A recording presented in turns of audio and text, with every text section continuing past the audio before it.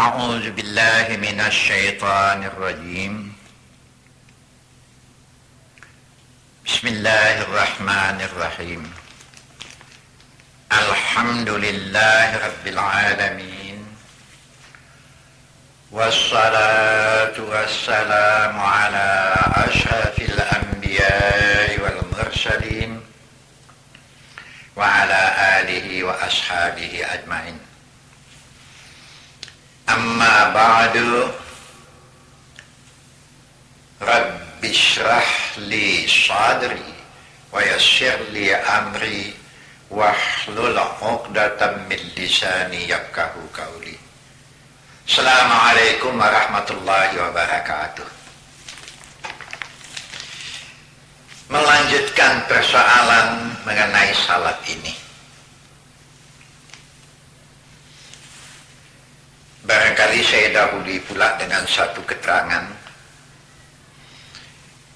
Bukti tanda kamu bersyukur kepada Allah.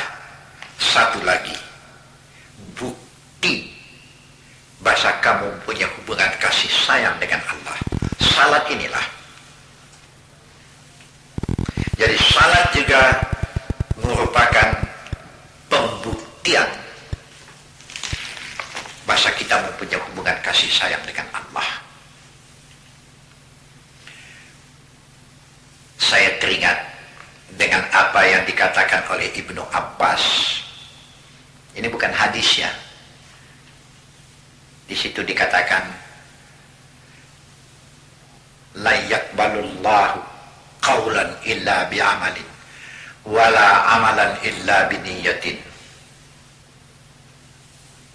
Satu, ini ada hubungannya dengan amanu amilus salihat. Amanu amilus salihat ini banyak sekali kita jumpai di dalam Al-Quran. Kata-kata iman yang diiringi dengan kata-kata wa amilus salihat. Iman buktikan dengan amal saleh. Jadi apa yang dikatakan Ibnu Abbas ini adalah sandarannya cukup kuat.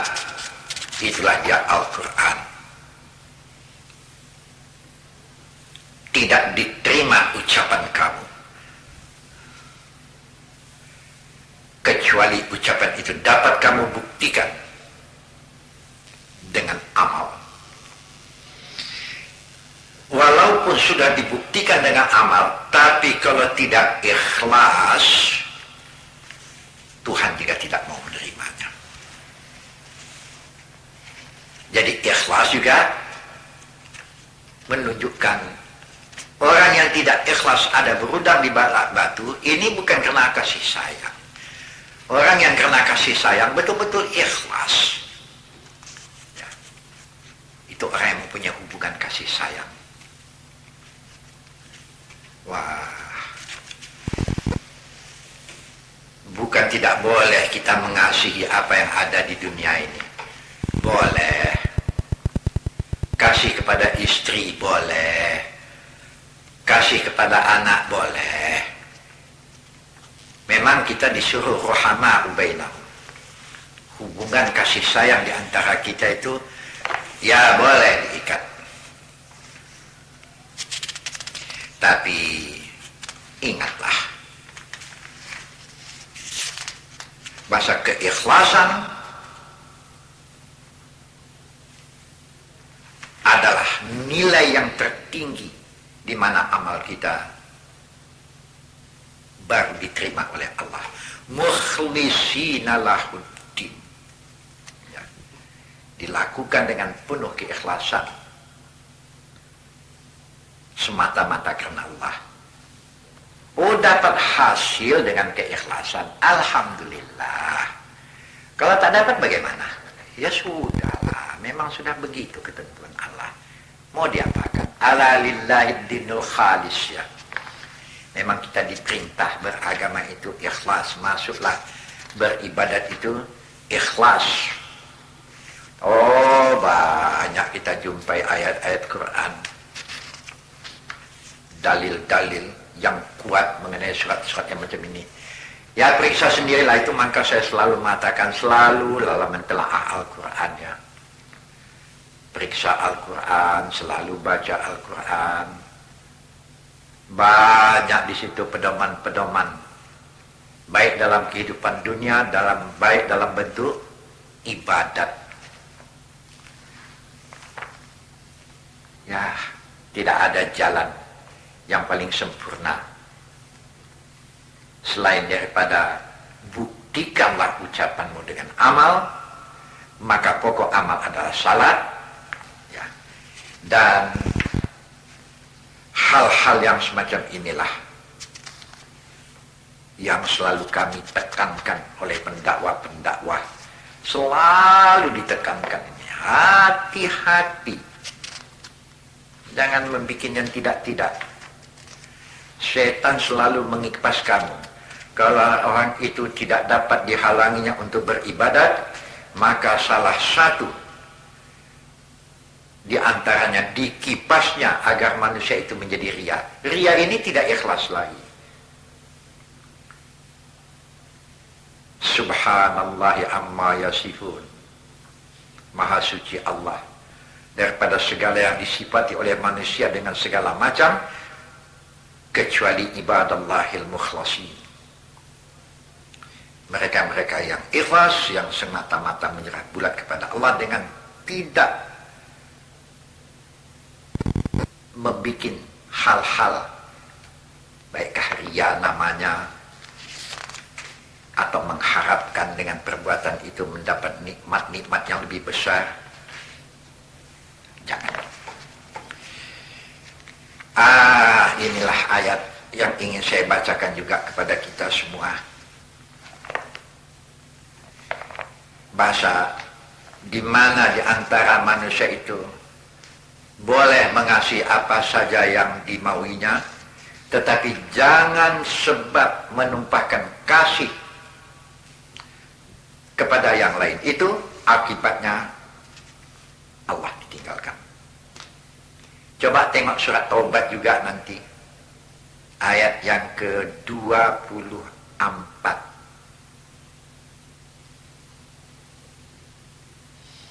Qul in kana aba'ukum wa abna'ukum wa ikhwanukum wa azwajukum wa ashiratukum wa amwalun iqtaraftumuha wa tijaratun takhshawna kasadaha wa masakinu tardawnaha ahabba ilaikum minallahi wa rasulih wa jihadin fi sabilih fatarabbasu hatta ya'ti Allah bi amri wallahu la yahdil qaumal fasiqin. Jangan sampai keluarga kita masuk, bapak-bapak kita, anak-anak kita, saudara, istri atau suami, harta benda yang dikumpulkan, harta dagang yang ingin mendapat keuntungan yang besar, tempat yang indah, hingga kamu tumpahkan kasih ke tempat yang macam itu, hingga lupa bersujud kepada Allah, berarti Allah kalah. Tunggu ya. Hatta ya'ti Allah bi amri. Tunggu. Di mana Allah nanti membuat sesuatu sebagai akibat dari perbuatannya itu. Allah tidak suka dan Allah tidak akan menunjuki orang yang fasik. Bukan tidak boleh mengasihi semua itu. Allah jangan kalah. Habis perkara itu saja pedomannya. Oh, ada satu lagi yang saya sudah janjikan pengalaman saya ya. Yang ini ada hubungannya dengan ayat innas salata tanha 'anil fahsya'i wal munkar. Ini pengalaman saya waktu masih muda dulu lah ya. Masih muda. Saya waktu itu baru saja keluar dari sekolah, ditugaskan untuk mengajar di Tanah Karo. Saya katakan di mana, cukup saya katakan saya mengajar di Tanah Karo. Ya. Waktu itu saya masih lajangan lagi, Masih di sekitar umur 24 tahun lah kira-kira. Saya memimpin sekolah itu. Saya belum lupa ya. Waktu itu ada satu tabligh umum di bioskop di Prastagi. Yang bicara di situ saya mula-mula sudah itu diiringi oleh Bapak Hamka. Allahu yarham, mudah-mudahan Allah memberikan rahmat kepadanya. Tapi waktu itu tajam kali lah pidato saya bantai semuanya. Masuk dukun-dukun ini, saya hantam habis-habisan. Tabligh umum dia. Habis tabligh, Pak Hamka, Buya Hamka lah pemandangan umumnya. Habis tabligh, pergilah kami ke tempat istirahat. Di situ saya dinasihati oleh Bapak Hamka, Buya Hamka. Waktu itu masih 24 tahun umur saya ya. Nak Mahyar katanya. Memang dia orang Padang ya, pidato waang hebat, tapi barangkali belum punya pengalaman ya. Memang hebat, tapi jangan begitu. Tidak bijaksana itu.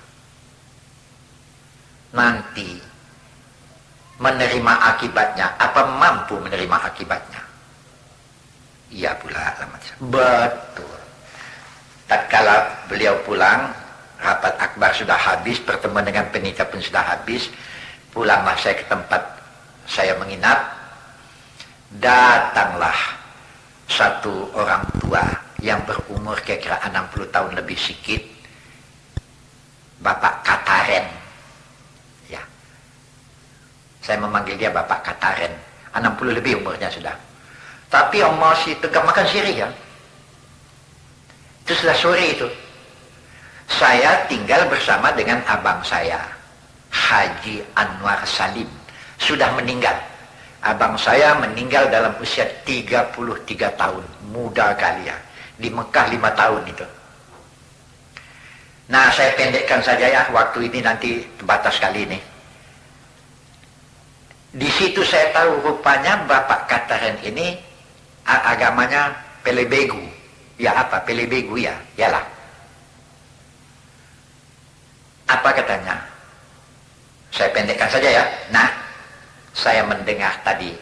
Oh, dia panggil Tuan. Belum panggil anak, panggil Tuan ya. Tuan, saya dengar pidato Tuan tadi. Menarik. Tapi ada satu yang ingin saya tahu.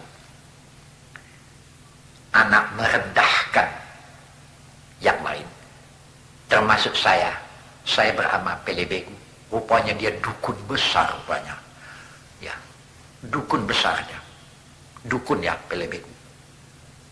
Saya ingin tahu sampai di mana kali kekuatan Tuhan anak itu.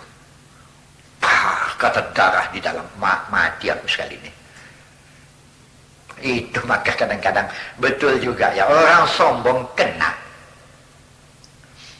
Mari kita coba siapa yang kuat. Baik Pak, di mana? Lagak juga nih. Terus sekolah saya dekat ke situ saya. Oh, bukan di sini nak. Rupanya dibawanya lah ke kaki Gunung Sibaya. Ya Allah. Dah sore itu ya.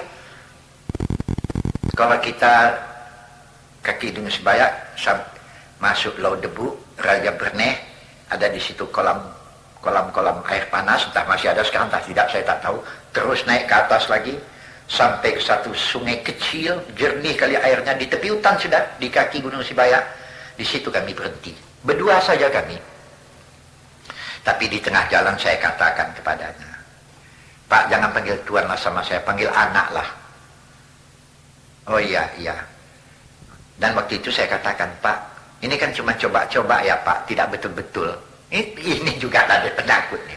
Oh tidak nak, saya cuma mau tahu. Kalau betul nanti Tuhan anak itu hebat, saya ikut dengan anak. Saya tinggalkan ini semua. Iya Pak. Saya teringatlah di waktu itu dengan ayat as-salat tanha 'anil fahsya'i wal munkar. Salat dapat mendinding kamu dari pekerjaan fahsya dan munkar. Cuma perlu juga diketahui, waktu saya akan berangkat, saya mengadu kepada abang saya, Bang, tolonglah doakan Bang. Kata abang saya, pengecut. Bicara bukan main gagahnya. Abang saya mengajar bisa, tapi untuk tabligh nggak bisa dia tuh. Mengajar pandai dia. Macam mana bang? Apa yang ku bikin? Bodoh. Lagak bukan main. Kan kau selalu menyampaikan inna salata tanha 'anil fahsya'i wal munkar. Bawa bersujud ke Tuhan kenapa? Tapi bang, tolonglah doakan bang. Tak mau aku katanya. Wah, ini kipasan semangat nampaknya nih. Iya.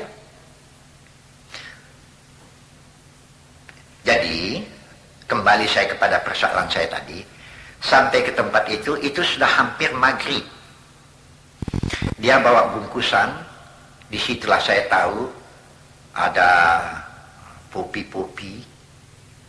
dari kain, ya, diletakkannya di bawah pokok kayu besar.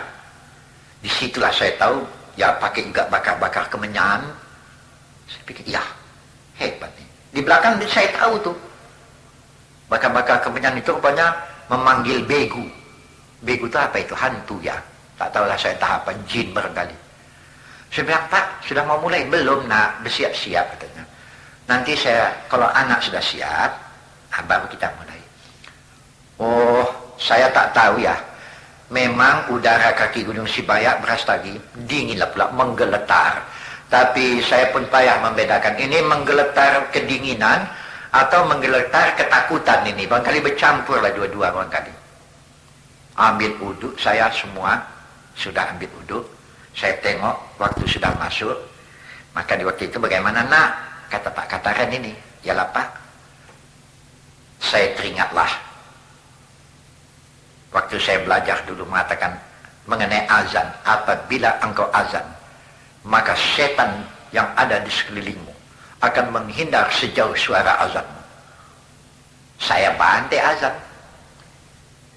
Di waktu itu dia mulai. Waduh, ngeri ya. Di tengah hutan lah. Tahu apa ya? Saya tak tahu entah apa maksud bacaannya ini. Tapi yang saya dengar gitu. Hu. Hu. Hu. Hu. Hu. Hu. Ya Allah. Naik bulu roma itu. Yang mendengar suara hu. Hu. Saya bantai azan. Allahu Akbar. Allahu Akbar. Mendengar suara azan, rupanya bapak itu pun kuat pula. Hu, hu, Allahu Akbar, Allahu Akbar, hu, hu. Berantamlah antara azan dengan hu, hu. Apa itu hu, saya pun tak tahu. Wah, betul-betul peristiwa pengalaman yang hebat sekali ya. Habis kamat, saya bantailah salat. Semua main baca kuat, mengimbangi suara hu, hu itu. Allahu Akbar. Waktu itu saya baca Allahumma ba'id baini wa baina khataya, kan mesti pelan dibaca. Kuat saya baca. Baca Fatihah, At-Tahiyatul itu pun kuat saya baca. At-Tahiyatul mubarakatus. Saya kalau ini pelan mendengar suara itu ngeri saya. Sampai ke akhir pada saat mau Assalamualaikum. Assalamualaikum, Assalamualaikum. Terdiam di belakang. Tahu-tahu terdengar macam menggelupur ya. Sampailah ke hadapan saya. Saya berhenti. Kemudian apa kata Bapak Kataran?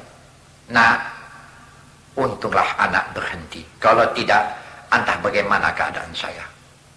Anak benar. Bahasa Tuhan anak lebih kuat. Mari kita pulang nak. Ditinggalkannya semua bungkusan dia biar. Entah segala apa-apa, sajen-sajen entah apa, tapi ditinggalkannya pulang kami. Hampir setengah dipimpinnya saya pulang ya, menuju ke bawah. Barangkali sudah hampir pukul 10 malam sampai di rumah, kira-kira lah begitu. Sampai di rumah ketok pintu, Assalamualaikum. Ke rumah saya nih, bapak itu pun, Bapak Kataran ikut ke rumah saya. Keluarlah kakak saya, istri abang saya buka. Oh Mahyar pulang? Iya, sama bapak. Duduk pak kan? Mana abang? Kata saya. Abang kau berpesan, jangan dia diganggu sampai kau pulang Mahyar, kata kakak saya. Saya tengok abang sedang bersujud. Berbisik saya sama kakak. Kak, kok lama kali sujud abang? Tak tahu. Sejak tadi, barangkali sudah berapa lama dia sujud tuh. Tak pernah sujudnya setengah jam. Baru diangkatnya, sujud balik. Ya Allah, kok begini lama saya. Saya dekati, saya panggil. Bang Haji. Dia sudah hancur, Bang Haji.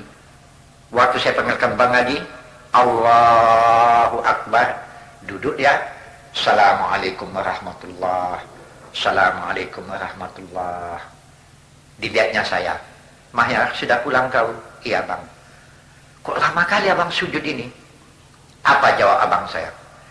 Demi Allah wahai adikku, saya tidak akan hentikan sujud saya sampai engkau pulang. Kalau engkau tidak pulang, saya tidak akan berhenti sujud kepada Allah. Menangis saya di waktu itu ya. Rupanya bukan sembahyang saya yang makbul, sujud abang saya barangkali. Tapi sujud dan doa abang saya tidak mungkin sampai ke saya kalau saya juga tidak sujud kepada Tuhan. Ini ada hubungan sama sekali. Waktu itu kontan ya, Pak Kataren masuk ke dalam, dipeluknya kami. Apa katanya? Nah, saya sudah menyangka juga, tentu ada kekuatan lain yang menolong. Rupanya anak haji inilah, dipeluknya, malam itu juga masih Islam dia. Tidak pulang malam itu, saya tidak akan pulang sebelum ajar saya bagaimana cara menyembah Allah. Abang saya lah mengajarnya. Tapi yang wajib-wajib sajalah. Walaupun bacaan belum lurus, tapi sudah. Malam itu juga subuh, sudah sembahyang dia dengan kami. Alhamdulillah ya. Di situ menjadi kenyataan lah. Bahasa betul. Inna salata tanha 'anil fahsya'i wal munkar. Kuat sekali. Tapi peliharalah salat itu dengan baik. Terjadi lagi masalah dengan Bapak Kataren. Dia banyak memelihara babi ya. Saya pun dapat sanggahan dari abang saya. Tapi saya tak peduli. Kemudian saya katakan, Pak, tukarlah usaha Bapak dengan bersawah, kata saya. Iyalah, bersawah dia. Luas sawahnya ya. Bagaimana nasib babi itu saya tak tahu, entah dijualnya, entah diapanya, tak saya singgung-singgung. Luas sawahnya, dan kemudian setahun di belakang saya katakan, Pak, kalau baiknya hasil sawah Bapak, pergilah ke Mekah mengatakan haji. Ya saya pergi. Jadi Bapak Kataren lagi istri pergi ke Mekah tahun berikutnya. Haji sudah ya. Tapi sekarang sudah meninggal. Sudah meninggal. Bapak angkat yang sangat sayang kepada saya. Dan saya pun menumpahkan kasih kepada beliau. Sampai sekarang, bahkan waktu ini pun saya tetap mendoakan mudah-mudahan beliau mendapat kurnia yang baik di sisi Tuhan. Itu pengalaman sejarah. Sebab itu bertambahlah keyakinan saya. Apalagi ini saya pesankan kepada yang muda-muda. Salat adalah kekuatan yang paling utuh. Kekuatan yang paling tinggi. Mampu membenteng engkau daripada segala hal-hal yang tidak baik. Banyak orang yang mengadukan kepada saya. Mudah-mudahan yang mengadu selalu kepada saya, didengarnya ceramah saya ini. Yang katanya dia ditugaskan ke suatu tempat dengan mistik begini, mistik begitu. Saya selalu mengatakan, kalau engkau orang yang salat, kemanapun engkau ditempatkan, kemanapun, aina ma takunu fasamma wajh Allah, di mana saja kamu berada, di situ wajah Allah ada. Tapi bersujudlah kepadanya. Orang terang di dalam Quran dikatakan. Cobalah tengok nanti di surat Al-Baqarah ayat ini. Telah ya 186. Wa idza sa'alaka ibadi, pangkalnya ya. Yang isinya mengatakan, Muhammad, kalau ada di antara hamba-hambaku menanyakan persoalan saya, kata Tuhan. Wa iza sa'alaka ibadi. Tengok nanti ayat yang ke 186. Fa inni qarib. Saya tidak jauh. Ujibu da'watad da'i idza da'ani falyastajibu li. Itu kelanjutannya ayat itu. Apabila hamba-hambaku bertanya kepadamu Muhammad mengenai aku, katakan bahasanya aku ini dekat, tidak jauh. Aku senantiasa memperhatikan segala permohonan dan doa daripada orang yang bermohon. Tapi kalau sungguh-sungguh, tapi apa yang menjadi permintaanku kepada kamu? Perkenankan pula iman. Mudah-mudahan kamu orang yang tahu dan mengerti. Itu ayat yang ke-186 ya. Wa idza sa'alaka ibadi anni fa inni qaribun ujibu da'watad da'i idza da'ani falyastajibu li wal yu'minu bi la'allahum yarshudun. Apabila ada orang menanyakan kepada engkau dari hambaku mengenai aku, katakan aku tidak jauh. Tidak ada doa orang yang mendoa kepadaku dengan penuh sungguh-sungguh yang tidak aku kabulkan. Tapi kabulkan pula Allah apa yang aku minta terhadap mereka. Beriman kepadaku. Mudah-mudahan mereka dapat menempuh jalan yang lurus. Jadi apa yang diwajibkan Allah kepada kita? Perintah Allah. Salat diantaranya itu merupakan modal. Ini persoalan salat juga ini ya. Jadi benar. Seperti apa yang saya sejarahkan tadi mengenai pengalaman saya. Betul-betul ya. Terbukti menjadi kenyataan. Fahsya iwal munkar yang keji, yang mungkar terdinding. Allah bela kita ya. Mukhlisinlah pula. Betul-betul ikhlas. Dan kan itu yang selalu kita baca. Ihdinas siratal mustaqim. Tunjukkan kami jalan yang lurus. Siratal ladzina an'amta alaihim. Jalan orang yang pernah dan sudah engkau beri nikmat. Apa nikmat yang diberikan Allah kepada hambanya? Terpelihara dengan keadaan-keadaan yang tidak baik. Mudah-mudahan saya mendoa kepada Allah supaya kita menjadi orang yang memelihara salat dengan baik. Ya, sampai di sini. Sampai kita berjumpa lagi. Assalamualaikum warahmatullahi wabarakatuh.